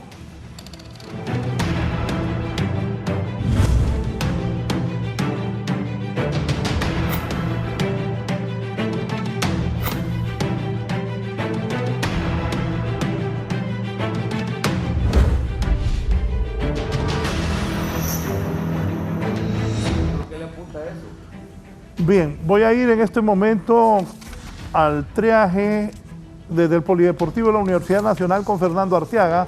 Comenzó la jornada de vacunación. Fernando, ¿a quiénes van a vacunar? Adelante. Gracias, buenos días, licenciado. Buenos días también a los televidentes del foro La Entrevista. Nos encontramos aquí primero en las afueras del Polideportivo de la Universidad Nacional Autónoma de Honduras. Déjeme decirle que no hay ingreso para medios de comunicación, pero desde horas tempranas pudimos observar cómo una gran fila de trabajadores de la salud que aún no han sido vacunados estaban haciendo fila. Ya han ingresado, pero déjeme decirle, licenciado, que hay problemas por la desorganización y por también falsas promesas que les han hecho a trabajadores de la salud. Usted, amiga, cuéntenos cuál es su nombre y cuál es el problema por el que no quiso recibir la vacuna este día. Me llamo Marta Celaya y no recibí la vacuna porque yo en el listado del hospital salgo que es la Sputnik V la que me venía a aplicar. Ya estando adentro en la fila, solo hay AstraZeneca y yo no venía por esa vacuna, porque si yo me hubiera querido poner esa vacuna, me la hubiera puesto desde que empezaron a vacunar dentro de la institución. Pero no, en el listado del lobby que estamos ahí, en el listado dice que veníamos por la Sputnik V. Ya estando aquí adentro en el polideportivo, está solo AstraZeneca. ¿Por qué no quiere aplicarse la AstraZeneca? Porque no, porque he estudiado esa vacuna y trae muchos efectos secundarios. Y yo soy hipertensa, padezco de varices internas, padezco de depresión, y la vacuna esa he escuchado, he leído, me he informado que trae muchas consecuencias. Entonces por eso yo le tengo fe a la Sputnik V. Sí, bueno, y ve usted desorganizado esto. Entonces. Exactamente, ¿me entiende? Está un solo molote ahí adentro, no hay espacios, todos estamos amontonados. Entonces yo creo que es injusto de que los estén tratando de esta manera, que me digan que me van a poner una vacuna y cuando vengan salgan con otra. Le pregunté al coordinador que estaba ahí que por qué no estaba la Sputnik y me dijo que él iba a poner lo que había. Y lo que único que había era la AstraZeneca. Perfecto, gracias. Bueno, licenciado, y mire, también personas de la tercera edad llegan aquí, pero todavía no van a vacunar a personas de la tercera edad, ¿verdad, señor Mara? Sí, no van a... ¿Qué le están diciendo ahorita? Que no la van a vacunar aquí. ¿Y ustedes venían con la esperanza de que se les vacuna, verdad? Sí, así era la esperanza, por eso venimos hasta aquí, porque venimos de largo. ¿Y cree usted que hay falta de información suficiente para la vacunación? No lo hay, no lo hay, lamentablemente, ¿verdad? Pero... Okay, entonces aquí están viendo si la dejan entrar, pero no. No sé, por ella lo gracias. Bueno, vamos a escuchar. Arcea, poneme atención, Fernando. Mira, lo que acabas de transmitir es un gran problema. Primero, no hay vacunas. Tiene la AstraZeneca y la señora no se la quiere poner, es decisión personal de ella. Ah, pero ¿y si eso es lo que hay? Y es una situación compleja lo que Fernando Arteaga acaba de transmitir, que la señora dice que si no le ponen la rusa, ella no se pone la AstraZeneca. Bueno, creo que esto obliga a las autoridades de salud pública a iniciar un proceso de educación de cómo es cada una de las vacunas que tenemos en el país, que son poquitas, pero ahí esa señora, ¿por qué no se la ponía? Te dijo. Dice que ella ha estudiado, licenciado, la AstraZeneca y tiene muchos efectos secundarios. Pero me llamó la atención porque no es primera persona desde los minutos que hemos estado aquí que menciona el mismo malestar, sino que hay otras personas ya que se devolvieron y no se la quisieron aplicar, porque el problema también, licenciado, es que en los trabajos de estas personas pusieron un listado y les prometieron que les iban a vacunar con Sputnik. Entonces por eso estas personas se confiaron, sin embargo al venir aquí les dijeron que AstraZeneca y le tienen miedo y por eso no se la están aplicando. Bueno, gracias Fernando. Ahí es responsabilidad de cada quien. Sputnik y AstraZeneca es lo que hay aquí en Honduras. Aquí no hay Pfizer ni Moderna, Sputnik y AstraZeneca. Allá cada quien, el que no se la quiera poner. Esa es una decisión personal, pero un llamado a las autoridades de salud para que eduquen a la población sobre cada una de las vacunas que están en el país, que repito, no son muchas y hay alguna gente que no se las quiere poner. Vamos entonces con Shirley Martínez. ¿Qué pasa allá en San Pedro Sula sobre esto de la vacunación, Shirley? Buenos días, licenciado. Efectivamente, al contrario de lo que está sucediendo en Tegucigalpa, pues aquí las personas han recibido con mucho optimismo esta jornada de vacunación y es así que se mantiene en total orden. Y ahí sí, muchas ansias por parte de los adultos mayores, pero es por el mismo proceso de ya recibir con muy buenos ojos pues la vacunación. Vamos a escuchar a una de las coordinadoras en relación a cuántas dosis pretenden hoy culminar en esta jornada. Es un derecho la vacuna, ¿verdad? Pero ustedes saben la adquisición de la vacuna, no solo aquí, a nivel mundial. Entonces, en este momento estamos vacunando los no públicos y públicos, trabajadores de salud. Ustedes miran personas mayores, pero también son personas que trabajan en la universidad, que trabajan en los hospitales, en otras áreas, y todavía ellos trabajan también en sus clínicas o en sus lugares, y son trabajadores no públicos como públicos. Eso estamos esperando hoy en estos 3 días. ¿Cuántas personas van a vacunar este día? Este día queremos vacunar 1.300 a 1.000 personas, y ese es nuestro reto y lo vamos a lograr. Porque el equipo de PAI trabaja con dinamismo, con energía y siempre confiando en Dios. ¿Cuántas Bien, estamos escuchando a una de las coordinadoras sobre esta jornada, la cuarta jornada de vacunación con la dosis de AstraZeneca. Por supuesto, aquí se mantiene en total orden y han recibido con mucho optimismo los señores de la tercera edad esta vacuna porque los va a proteger y a mitigar el impacto del COVID-19. En completo orden, con mucho positivismo se ha recibido la vacuna. Hasta este momento no podemos tener acceso a las personas que se están vacunando porque esa ha sido la regla para poder permitir a los medios en esta jornada que hasta este momento se está llevando en total orden y por supuesto con mucho optimismo. Desde San Pedro Sula, retorno con ustedes. Buenos días. Gracias Shirley, vamos a cerrar en La Ceiba. César Funes nos dice que los pacientes renales también quieren que los vacune. Aquí me decía Evo, si esa señora no se quiso ponerle AstraZeneca, yo me la hubiera puesto inmediatamente. Es decisión de cada quien. Pero lo que hay es la Sputnik y AstraZeneca y poquitas. Así que piense bien qué decisión va a tomar. Cierro con mi compañero César Funes. Los invito después a seguir en sintonía de Canal 11. A mediodía estaremos con 11 Noticias Mediodía. Y a lo largo del día estaremos informando lo que ocurre en el país y en el mundo. Que estén bien. Buenos días.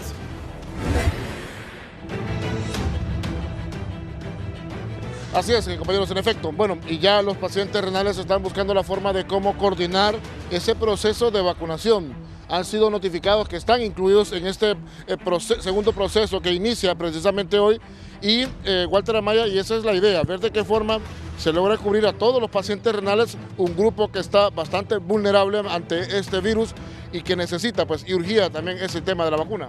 Sí, en efecto, pues nos sentimos satisfechos pues, porque se nos consideró como parte pues, prioridad, ya que somos un grupo vulnerable, nos sentimos contentos y esperamos pues que en las próximas días, pues hoy ya da inicio lo que es la vacunación, pero esperamos de que en los próximos días se siga coordinando para poder ver el mecanismo más factible para que todos los pacientes puedan ser vacunados. Como organización, pues a nivel central, pues se va a hacer la propuesta de que se puedan vacunar los pacientes en los centros de diálisis. ¿Por qué? Porque esto es más factible para el paciente. Se puede agarrar el paciente que va el día de su tratamiento a su vacuna, así como lo hemos hecho acá en La Ceiba con la vacuna de la gripe, que se ha logrado vacunar a los pacientes en cada centro de diálisis, y esto pues va a ser más beneficioso para el paciente y que pueda ser vacunado, que no podamos estar en aglomeraciones con otras personas y que se pueda cubrir todos los 3.800 pacientes que hay a nivel nacional. Y sobre todo de que habrá un control de que efectivamente los pacientes renales serán vacunados. Sí, en efecto, esto permite que haya un control específico, qué paciente se vacunó, qué paciente no se vacunó, y va a ser una mejor organización. Entonces esperamos de que pues, en los próximos días pues, pueda ver ya detalladamente cómo va a ser la vacunación para el paciente renal. Esperamos pues, de que se pueda hacer en cada centro de diálisis. Gracias, Walter Amaya, de la Asociación de Pacientes Renales. En las próximas horas estarán siendo vacunados contra el COVID-19 a través de este nuevo lote que ha llegado a nuestro país. Retornamos con ustedes, compañeros. Buen día.